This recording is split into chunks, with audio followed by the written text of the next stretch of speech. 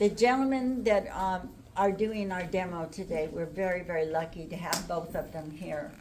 John Halvorsen and Gary Michael have been painting a lot longer than most of us, and they have acquired so much knowledge between the two of them. So they're going to talk about their different approach to painting and what they like to paint, and each one will give us some input, which, like I said, we're very lucky to get from both of them. So John, where are you gonna start? I can start. Go right ahead. All right, okay. Well, first of all, it's kind of an honor to be here, so thank you for having me, especially to be with Gary. So I'm kind of impressed to be here. Anyway, I want to tell you a little story here and there's going to be a little magic word that I'm going to use today.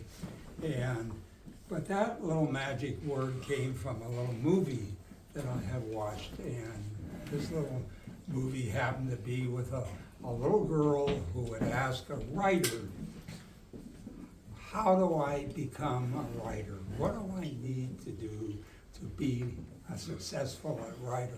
And the one word that stuck out to me, and the word that came up, was imagination. Okay, so everything you see from me today will be all from my imagination. All right? So I thought that that's kind of an interesting word. So I have, who wants to read a little thing here about imagination? Who's it going to be? Here. One of you guys stand up here. Imagination, the act or power of forming mental images of what is not present. The act or power of creating new ideas by combining previous experiences, or the ability to understand the imaginative creations of others. Wow, that's awesome. All right, so that's what imaginated by Webster, okay? So today, my imagination, comes in the way of creating some sort of contemporary type of painting. Now, that all comes from my little brain up here, and I see a purple road. That's imagination. okay, let's hold all this stuff off until the very end, okay? I don't want any, because the reason I'm saying this, guys, is I can't hear, all right? My hearing is not good. And so if you're gonna direct anything, we're gonna direct it at the end, all right? The object of a contemporary modern type painting is not using the regular colors that would be natural in the landscape. So we're gonna change the colors to purples and pinks and reds and various things, so the road becomes purple or pink rather than a brown or a gray, okay? The trees ended up being green, but they could have well have been pink or orange or red as well. I used this one over here in a red tone and softened the whole painting over. The object is a little farm thing with a little cows down in the valley, and that gives you kind of a contemporary type of painting, all right? So that in mind, I think it's an interesting painting for that particular style of work, okay? So the second one that follows that along, now this one here actually got damaged on the way in, the frame did, but to move from going from a farm picture to something completely different and doing an ocean scene, okay, gave us a whole different feeling and I made this red tree back, or rock back here as a center of interest, okay? And so this almost becomes kind of like a collage in a way, in the way it's painted with the lines, all right? I think I left the sky pretty much natural in the painting, and I think it turned out kind of an interesting concept with a modern type swing, okay? All right, so the next little type of painting that I indulge in is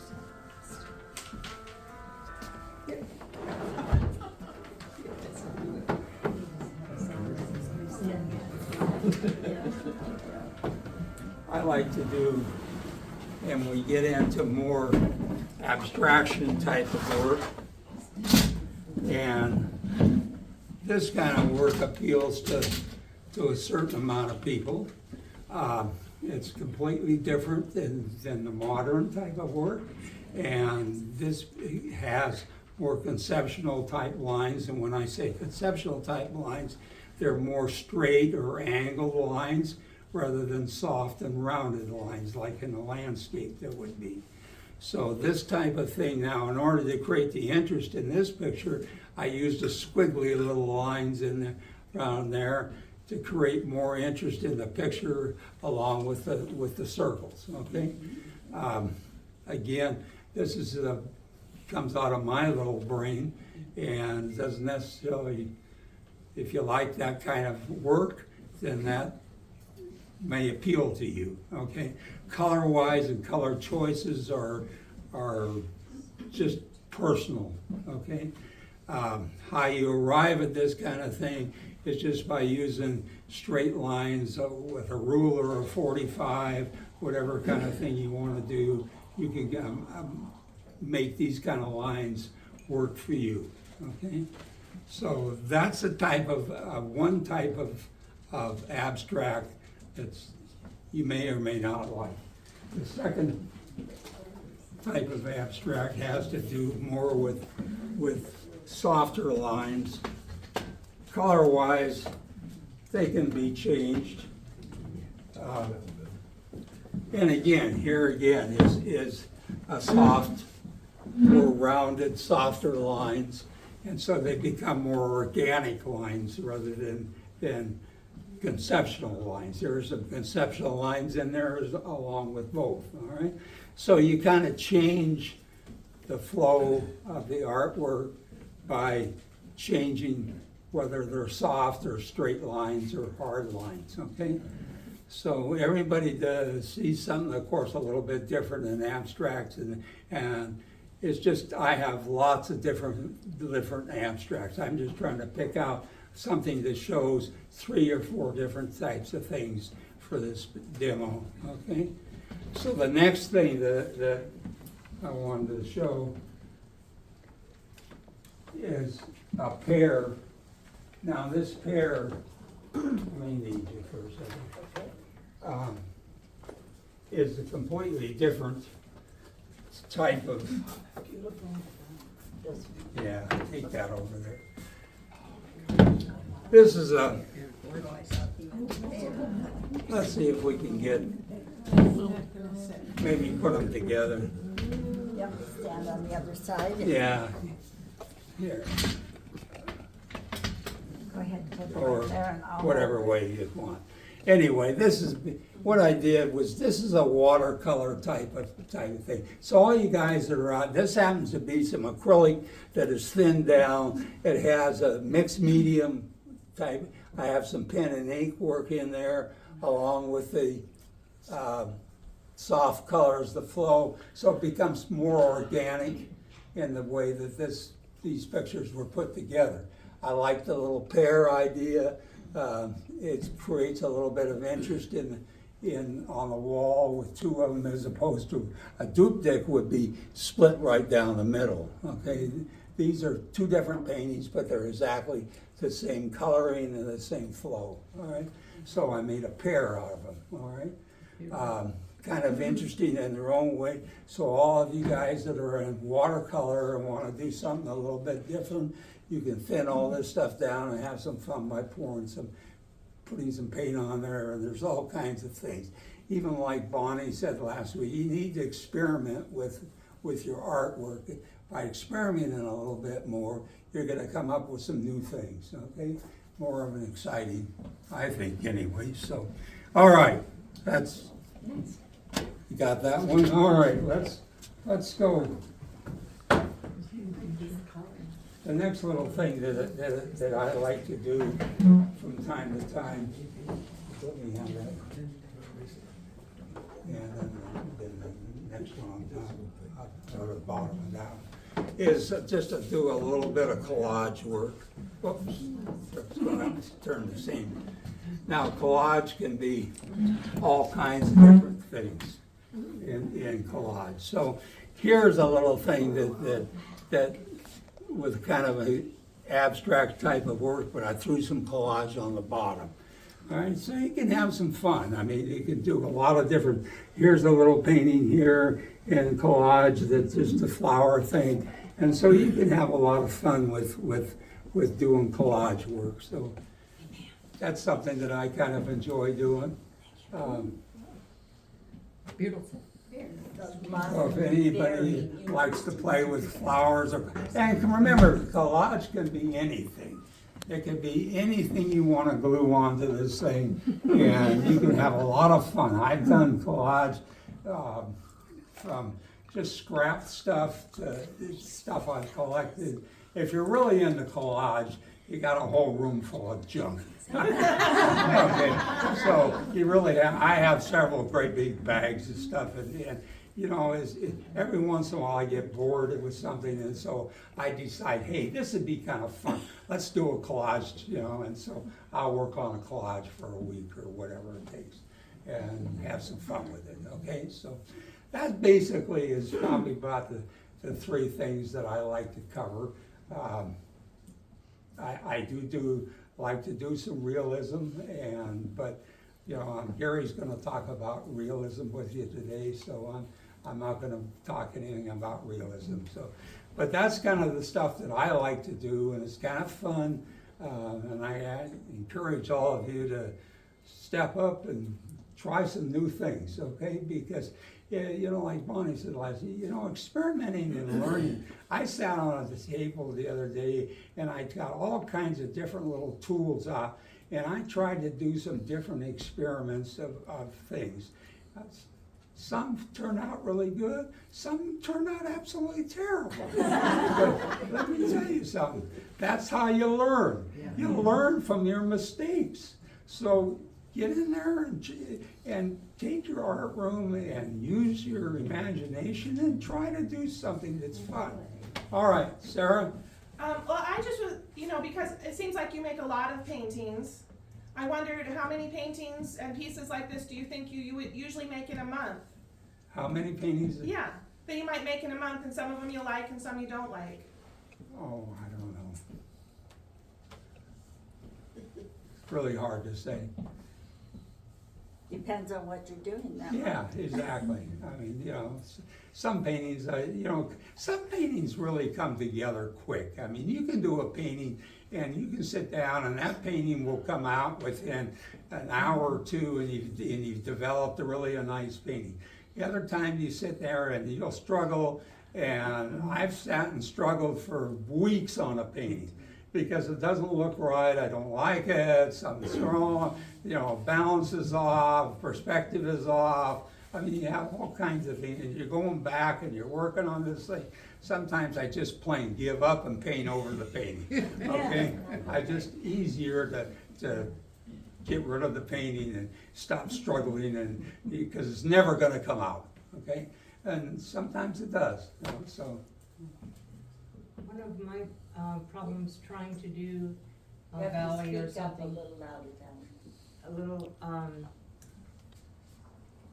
mountain or valley or whatever area, and trying to, because it's not natural colors that would go with that area, I was struggling a little with what colors to put together, and you do it so well. But I thought, like that painting, it would be kind of fun to like try to reproduce that in different colors against each other, and do maybe 3 of them or something. Because, I mean, you couldn't do it exactly, but that would, I mean, say that the building was red or something else. Trying to see what different colors with the same thing would look like. Sure. I struggle with that. Well, I don't have any magic answer about color. You know, I don't know, I just sit down and sometimes, and the first go around sometimes on color, I don't really care what the color is. Sometimes I'm just trying to get the general feel of the painting, what colors they are, I don't care. Because I'll develop the colors as I go. I need shape, form, how the balance of the painting is going to be, rather than worrying about, because with acrylic paintings, I can paint over. I paint really thin, and so color doesn't mean anything to me, until I get to the second stage of the painting. And then I'll figure out, oh gee, I got green sitting here, I think I'll use green. I know. What goes with green, I look at the opposite side of the wheel, and it might be like an orange or a red, okay, or I might throw a blue, all right? I mean, it's just, that you just have to play with it. It's whatever you like. That's the whole point. It's what you like as the artist, not what I like. It's what you like. So when you're painting, if those the colors are pleasing for you, then that's the ones you want to use. So a painting like this one, would you obviously do it in layers. How long does that take for you to do it in? I would think that this painting was probably a couple of weeks sitting around. I mean, I'll put it in the studio and say, I don't like that, or whatever, and I don't like the bottom, the way it was coming. So maybe I'll try collage, or I'll do something, just to, anyway, they just kind of sit there and then I do something. Sometimes it's smart to take your painting, if you're frustrated, hang it on a wall and live with it for a little while, and then you'll know whether you like it or don't like it. Hey, I leave painting set for a whole year, guys. All right? I mean, really, I just don't finish it. Sometimes you get lucky. I mean, paintings just come together. But a lot of times it sits there. I look at it. Sometimes I take the damn painting out in the living room, and I'll sit there and at the table, and I'll look at the thing up against the fireplace. I'll say, gee, I have a new one that is sitting there right now. And what I did is I watched a nature show, and the nature show was down there in Antarctica, off of South America. And now I'm painting ice rocks with ice in the water. Completely, all my imagination from watching this show. It was all about killer whales and what they did to eat the seals, and so my imagination is working on this painting. Now it's sitting there because I'm not sure exactly what I want to do with the water. I mean, it looks great right now, but I think I can make improvements. So it may sit there for a year. I don't know. Yeah, I wanted to know, for your frame, did you paint that? Was it wood and you painted over it, or is it you bought the frame with those colors? Oh, I always paint over frames. Listen, frame, and I took all the glass out of this stuff for Really? weight, because Oh, it's too hard to handle with framing and glass and stuff. So anyway, I've said in the past, I stay with a lot of certain sizes because 16 by 20 is a very common size. There's probably, I don't know, 500 manufacturers who make 16 by 20, okay? If you go, and there's no reason to go down particularly and buy or have something unless you want something terribly custom framed. You can go to the secondhand store. I buy all my secondhand stuff at 3 or 4 thrift stores. I don't pay more than 50 cents to $7 for a frame, glass and everything. If you go down and buy glass, last time I had glass price was $22 for a 16 by 20. It was 22 bucks. I can buy the whole thing for $7. Why would I pay 22? Fortunately, Carl brought me a lot of glass that he didn't like. Thank goodness I had a box, and so if something gets broken, I have a box of glass. I can slip it right in. You need some more? It works really good. So anyway, go ahead. How did you get started painting in the first Well, I started painting when I was a teenager. I had an aunt that gave me a set of oil paints. Now, I was in high school, I didn't do very, if I ever showed you the first painting that I ever did, it's like everybody else's first painting. They're not very good, but you know what? If you stay with it and you continue to keep working, you're gonna keep getting better and better and better at what you do.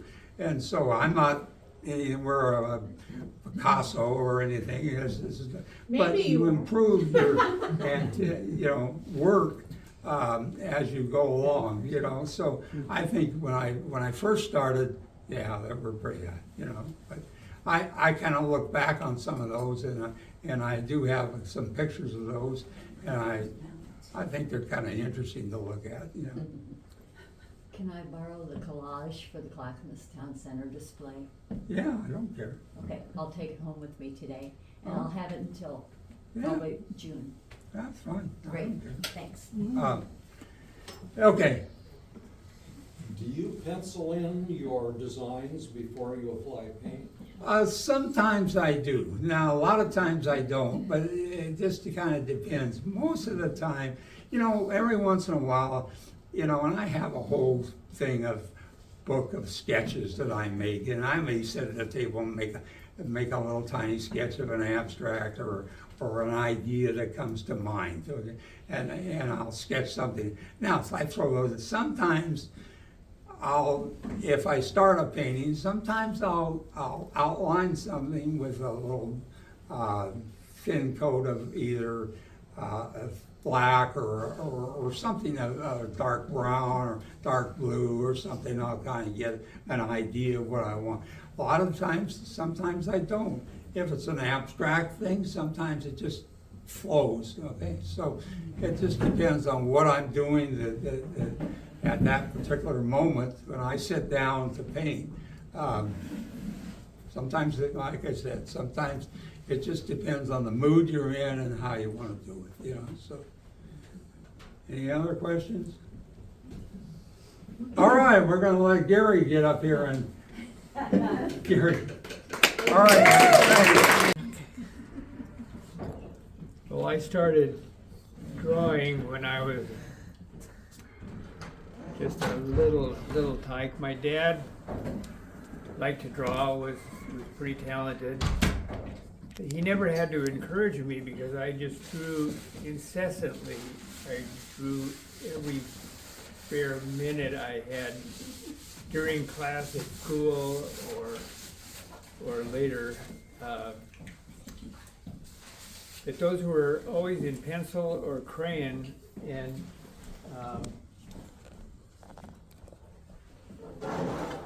I could always draw, and this is a colored pencil drawing, and I liked using it, and I used it a lot in my work. I was an architect for not 100 years, but a lot of years. And I often used ink and colored pencil to render my projects. But this kind of technique takes a lot of patience, a lot of time, and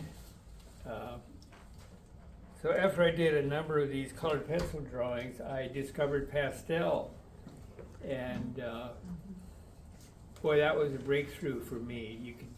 I could go 10 times as fast with pastel as with colored pencil, and so I did hundreds, probably, of pastels, and I loved doing it, but I got tired of the necessity of having to frame them or protect them somehow to keep them from being smudged.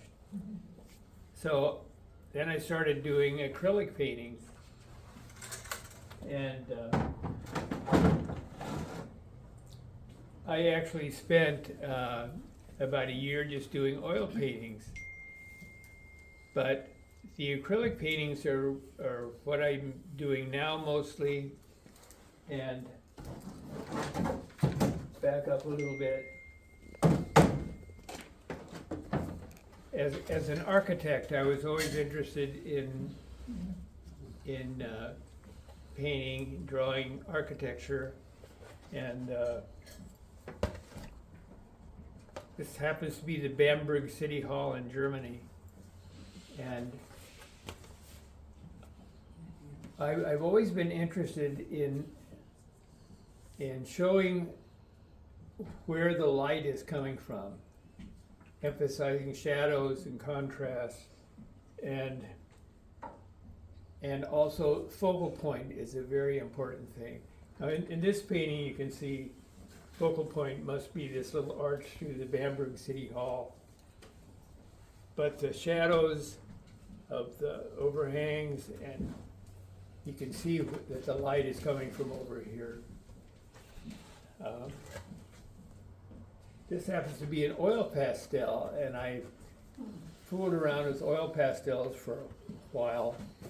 It takes them a long time to dry, and this one is dry, but Richard McKinley, who I took pastel classes from him a number of times, he always said oil pastel never dries. But this is dry enough. So architecture was important, but as I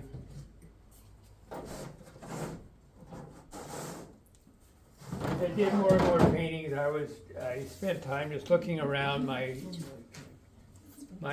where I live, and some of you have been to my place and done plein air paintings from our yard, but this is in the neighborhood. And realism and painting so you can sense the place has been an important part of my work, I think, and showing where the light is coming from, and composition. In this painting, you can see these diagonal lines kind of lead to a center of interest here, which is not colorful, but it shows space. And I love painting the shadows of these rocks, and that kind of detail has always been interesting to me. Gary, it also shows distance. Pardon me? Gary, it Depth. shows distance too. Yeah. Right. So making a sense of distance is important when you're doing a landscape, of course.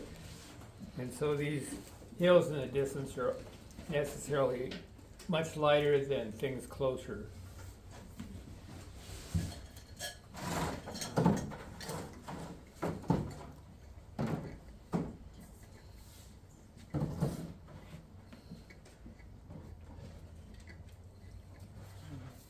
This one, some people may think, oh, what an ugly scene.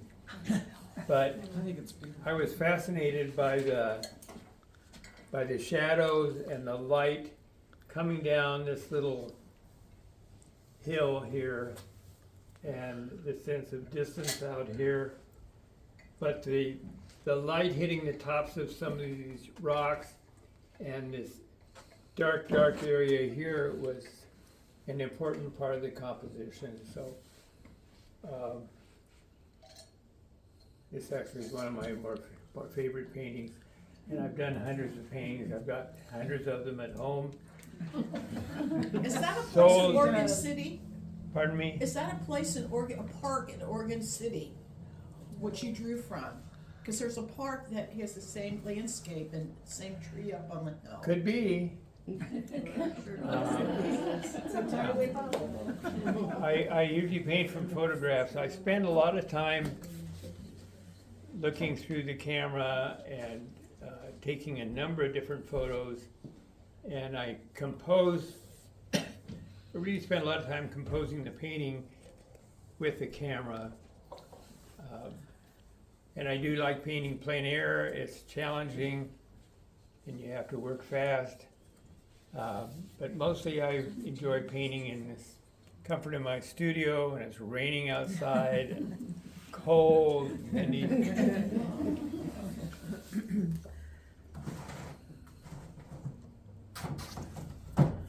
I've been more interested in color, and skies fascinate me, and I love it when there are beautiful clouds, lots of different shapes, and changes in colors from dark blue through various reds and purples, and down here almost to white.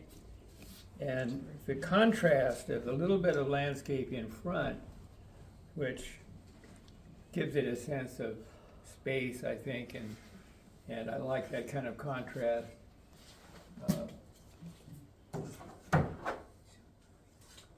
The big one here, I just love skies, like I said, and the color in the clouds has always been fun. This one is quite an old, old painting.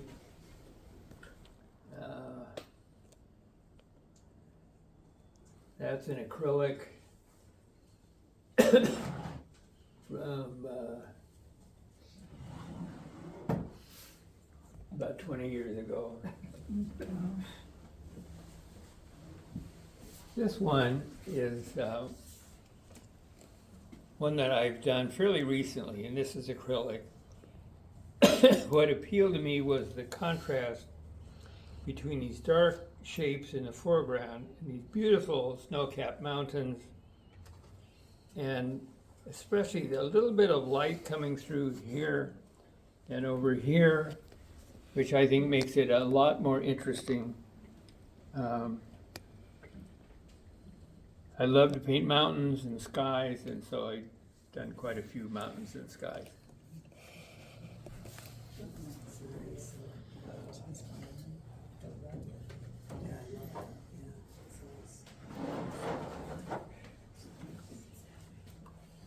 And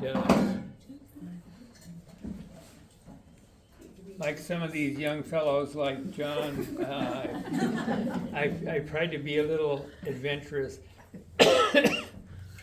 And so this is an attempt to visualize a forest as it might be depicted in a stained glass window. So instead of blending colors, each color is its own little discrete shape as though it were cut out of glass. So maybe I'm going to be more adventurous as I mature. I hope so.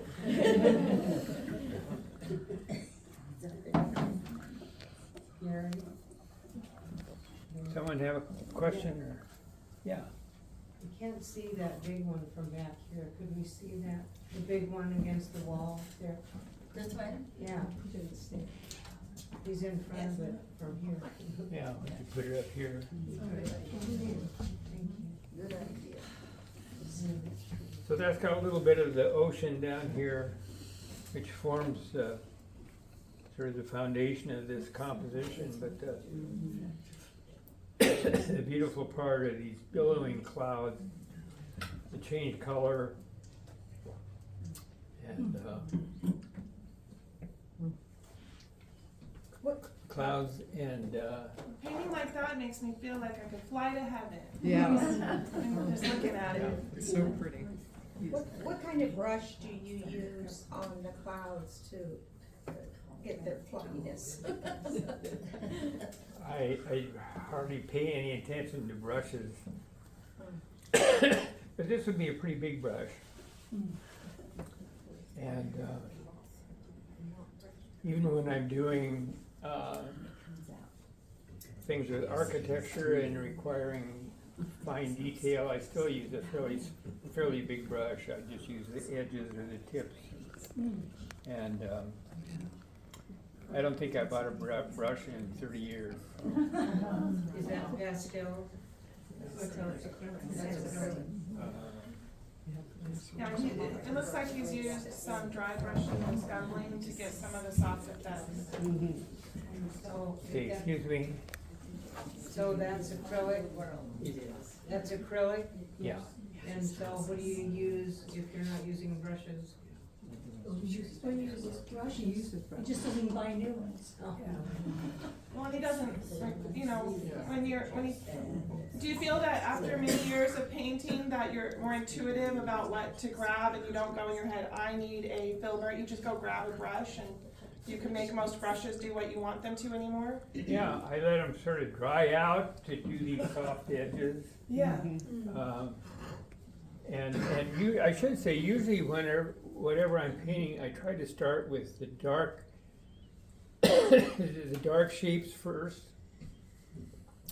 And trying to think in terms of value shapes instead of object shapes, so that first dark shape on your painting may include trees, ground shadows, any number of things that are dark, instead of trying to think in terms of painting a tree or grass or whatever. So starting with dark and moving lighter, and I may early on in a painting add some sky tones or some really light value tones, just so I can set up that contrast, and then go back and forth, gradually work darker and darker, and work from very rough shapes, adding refinement and detail, and I'm trying to loosen up a little bit as I get older too, and not get too tight with my paintings. I was a detail-oriented architect, and those drawings that I did for architectural projects were full of details, which I enjoy doing, but as I paint more and more, I try not to get too refined and too detailed, and try to get a little more painterly looking. So, Gary, question? Do you buy more of your canvases wraparound, or is that a trim? I can't quite make out. Are some yeah, of them trim? this is the wraparound. I like to buy canvases that do that, so I can just paint the edges. And I hate spending money on frames and so I do that. Do you put a finishing coat on some of them? And when do you choose to put a finishing coat? Actually, I don't know if I ever have, and Oh. The reason I asked is my mother has done some pastels, and the frame was too close. She didn't have a little buffer between the glass and the canvas, and they are kind of, you can tell, they're getting fuzzy, because the matter is on the glass, so they should probably be taken off and the glass removed. Is that right? yeah. I think in some countries, I think I've heard that in France, pastel painters tend to mount glass right against the pastel. I don't know how true that is. Someone told me that, but I want to ask you about the colored pencil painting that you did. Is that water soluble watercolor? I mean pencil, or is that just plain pencil? The still life that you did, the first one that you showed, is that just regular these were colored just pencil? plain old Prismacolor. Oh, okay. Colored That's what- pencils, not Prismacolor. water soluble. It's I've never what? tried that actually. It wasn't water soluble, or it is? Not. They were Okay. not. Okay. This paper has got a little bit of a tooth, interesting texture to it. If you look at it closely, you can see that. But I can't even remember what kind of paper that was. But this was a 1989 drawing. probably just before I discovered pastels.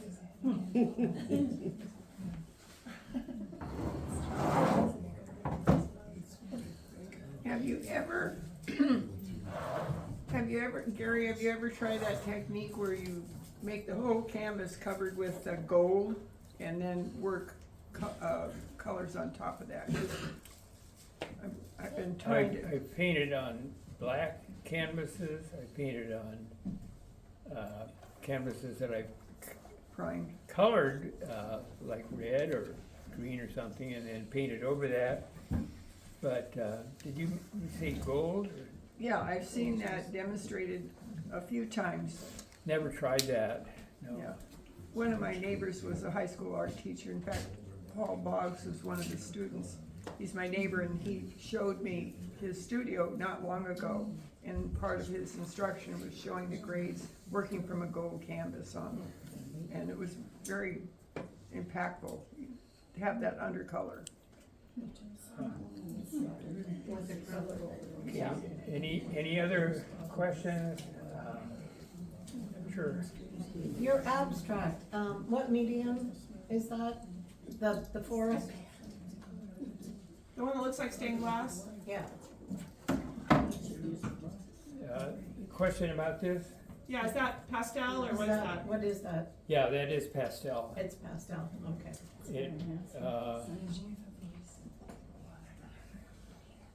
And it required, outlining the shapes because there was no blending of colors. It really is like a prismatic series of colors, and so I think of it like a stained glass window. That's beautiful. Yeah, thank you. Did you do that on the gator board where you put the pumice or? Yeah. Yeah. I've used a lot of gator board, gator foam, and put pumice gel over it. But you can't use too much pumice gel or it gets too rough. And it would just eat up your pastels very quickly. So just thin it with water, and you could add color to that pumice gel.